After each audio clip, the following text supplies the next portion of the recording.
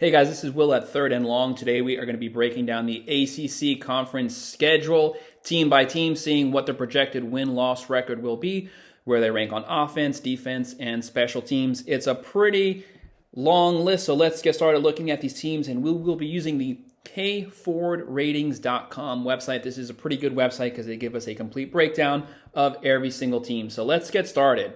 Coming in number one first, we have Clemson. They have them projected. If you look at the top right, we have where they project their win-losses, right below that, where they rank nationally, where their offense and defense ranks, and all the way at the bottom right, where their strength of schedule ranks. So they have Clemson coming in at 10-2. I think this is a big year for Clemson. The main thing that stands out to me is the addition of Kendall Briles as offensive coordinator. Cade Klubnik, he's going to flourish under Kendall Briles running that air raid style offense. Defensive coordinator Wes Goodwin, he will have a great defensive line. They're going to tear teams up, and they just do not have a tough schedule. So let's look at it. Duke, I think they're going to win that. Charleston Southern, win. FAU, win. Florida State, I think they will win that again until Florida State beats them. Clemson is still king of the conference. I think that's going to be a tough game, but Clemson wins it.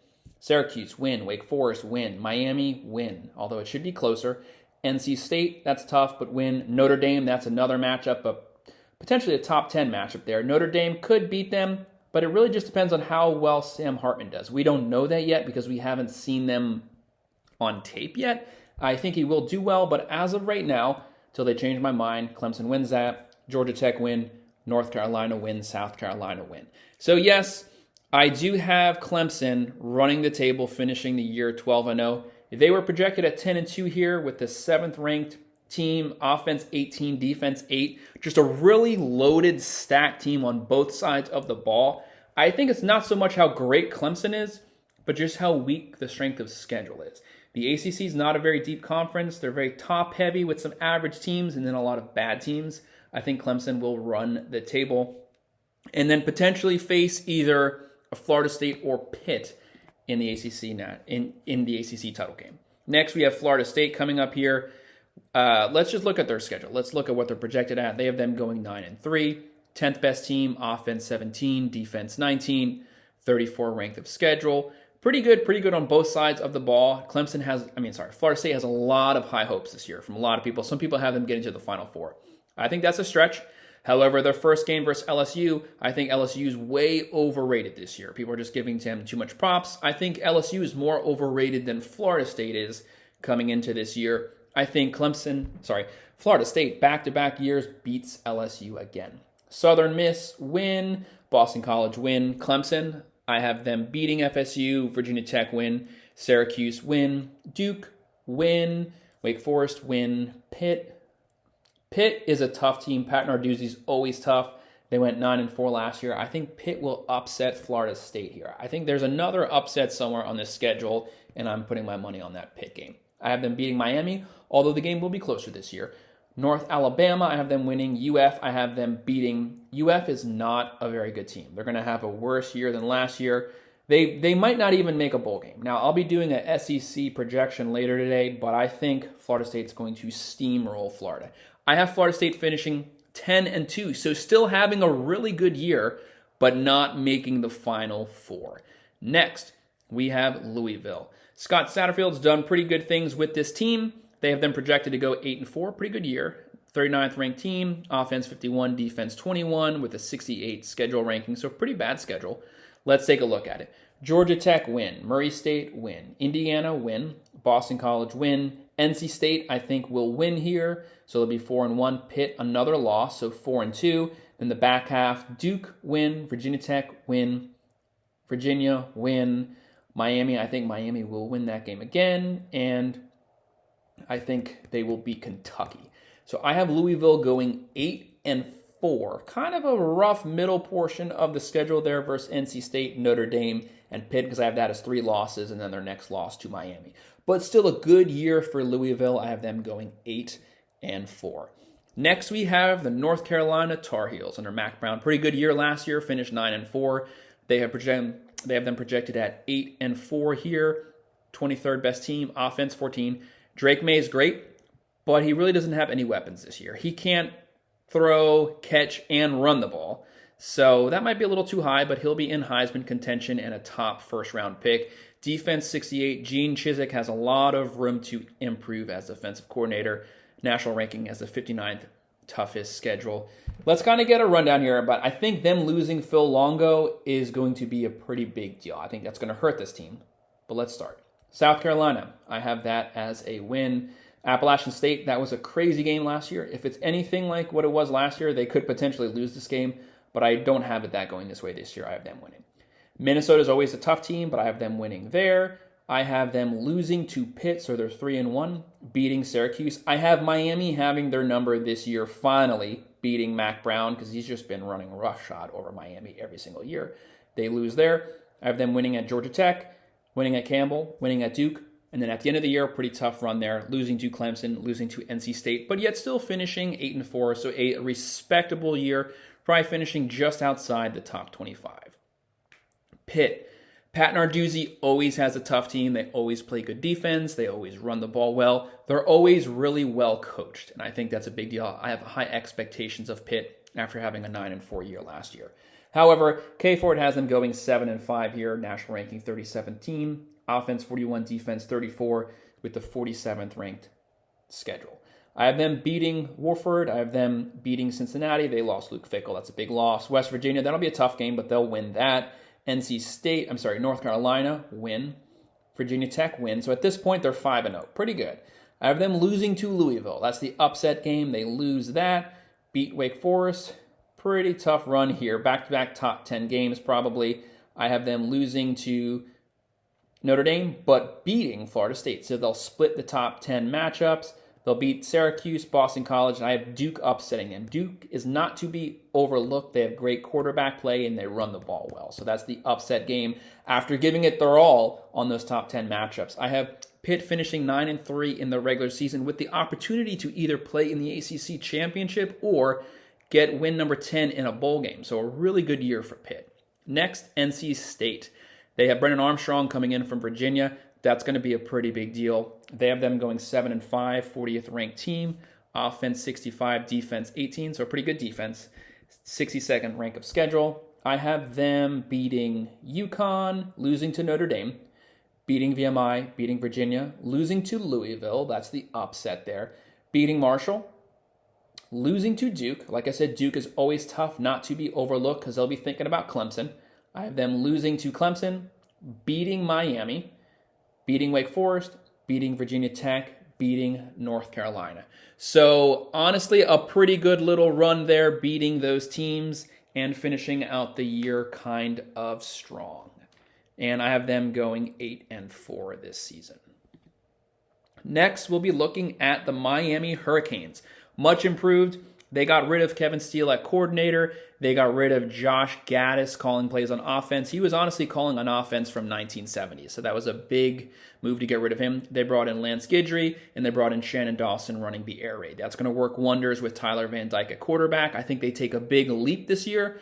I'm not saying leap into the top 10, but a big step forward. I think Tyler Van Dyke should get 30 touchdowns this year with that air raid offense. So let's get started on their schedule. Beating Miami of Ohio, Texas A&M. Miami almost beat them last year in College Station with Josh Gaddis' horrible play calling. We don't know about these teams because we haven't seen Bobby Petrino call plays there. We haven't seen Shannon Dawson call plays in Miami. As of right now, until we see some tape, I think Miami's going to upset them here. So I think they'll beat Texas A&M as of right now, beat Bethune-Cookman, beat Temple, beat Georgia Tech, beat North Carolina, finally. So they'll be, 6-0 at this point? I think they lose to Clemson, although it's closer than it was last time. They beat Virginia, lose to NC State, that's the upset, lose to Florida State, but the game should be closer, beat Louisville, beat Boston College, 9-3, and I'm thinking that's the best they will do. I think 8-4 next, 7-5 I think is too low. They have them going 7-5, 35th ranked team, offense 55, defense 28, 48th schedule ranking. Their offense should be much improved with Josh Gaddis leaving town. So I have them 9-3. Wake Forest, they lost Sam Hartman. That's going to be a huge loss, but they still have them going 6-6 and making a bowl game. 47th national ranking. Offense 33. That should take a big step back with Hartman gone. Defense 65, 41 strength of schedule.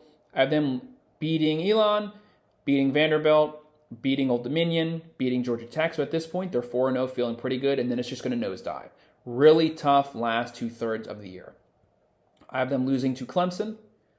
I have them beating Virginia Tech. I have them losing to Pitt, losing to Florida State, losing to Duke, losing to NC State, losing to Notre Dame, losing to Syracuse. What a rough portion of the schedule there. Just a nosedive after that. 6 straight losses on my mind here. I have them finishing 5-7 and missing out on a bowl game. Next team we're going to be looking at is Syracuse. They have Syracuse going 7-5, 48 best team, offense 59, defense 42, 55 toughest schedule. Dino Babers, he's pretty good offensive play caller here, but let's see how they're going to do. I think a win at Colgate, win at Western Michigan, loss at Purdue. Purdue should not be overlooked in the Big Ten.